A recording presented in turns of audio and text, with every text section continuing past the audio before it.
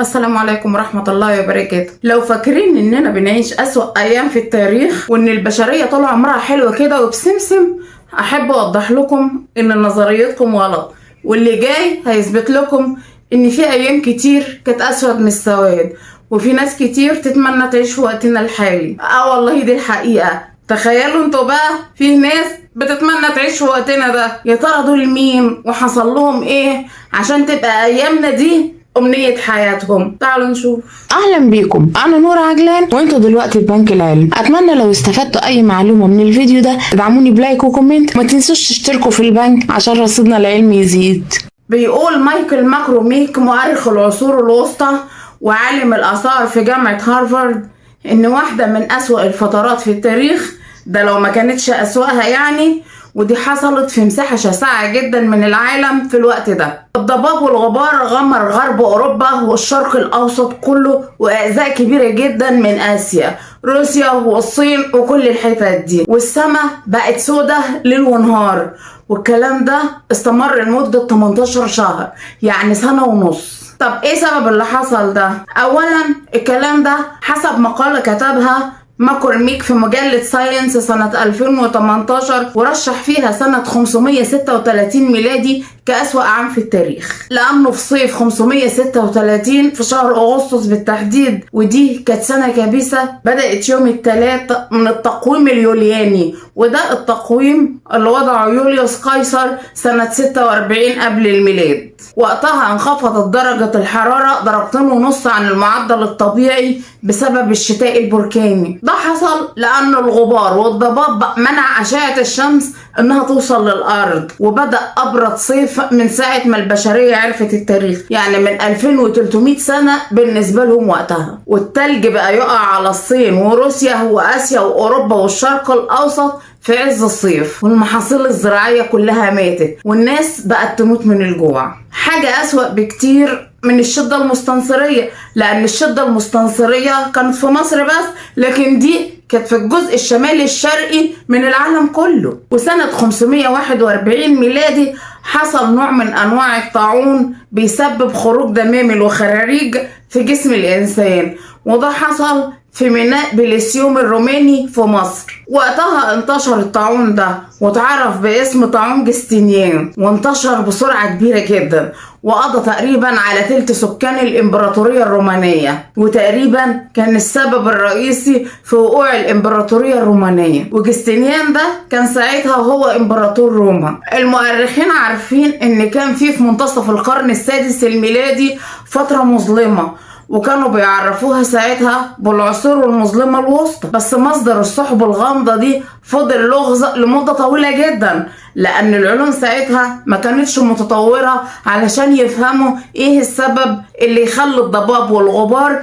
يحجب أشعة الشمس انها توصل للأرض. ومش فترة بسيطة، ده تقريبا سنة ونص كاملين. وطبعا بعد السنة ونص دول ما خلصوا، المحاصيل مش هتطلع فورا، يعني مش هينزلوا يزقوا البذور من تحت الأرض مثلا. ده أصلا الغبار البركاني اللي وقع على الأرض خلاها غير صالحة للزراعة لحد سنة 539 ميلادي، يعني بالحسابات كده 3 سنين. والشح والموت استمروا 3 سنين وزيادة، وبعدها قدروا يزرعوا. وعلى ما المحاصيل بدأت تطلع وتنفع للحصاد، كانت ناس كتير تانية ماتت.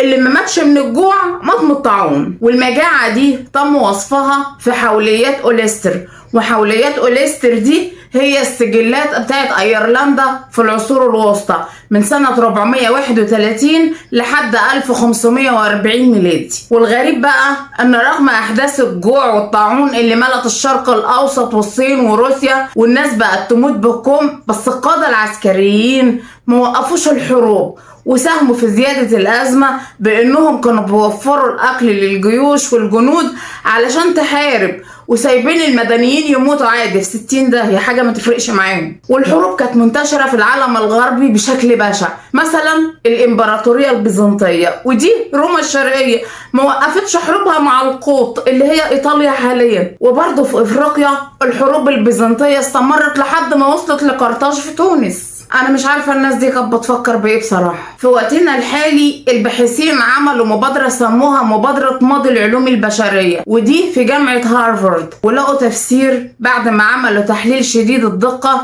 للسلوك اللي خدوها من الانهار الجليدية في سويسرا. ولقوا ايه بقى في السلوك دي؟ لقوها بترجع لفترة الربيع سنة 536 ميلادي، ولقوا جواها جزيئات من زجاج بركاني بتشير لحدوث انفجار بركاني كبير، وده ادى لانبعاث رماد كثيف جدا غطى الجزء الشمالي الشرقي من الكرة الارضية كلها. وطبعا الرياح شالت الضباب البركاني ده وعدته على اوروبا، وبعد كده راح على اسيا، وطبعا ده حجب اشعة الشمس انها توصل للارض، وده كان سبب ان التلج ينزل في عز الصيف. ووصلوا ان من الممكن ان يكون سبب الغبار اللي غطى الشرق الاوسط واسيا ده ثوران بركان إلوبانجو في السلفادور في امريكا الوسطى او في ايسلندا، ما حددوش المكان بالتحديد.